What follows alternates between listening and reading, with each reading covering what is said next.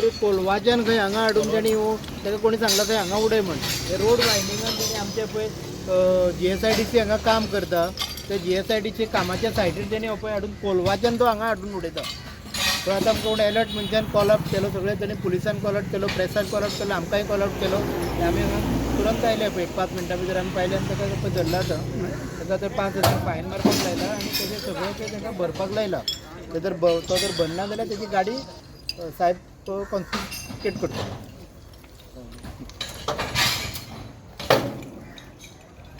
तूं दुसरें हां सर 5,000 फायन मारली म्हण जायना. तूं ही गाडी खंय डिस्पोज करतलो तें आमकां सांगपाक जाय.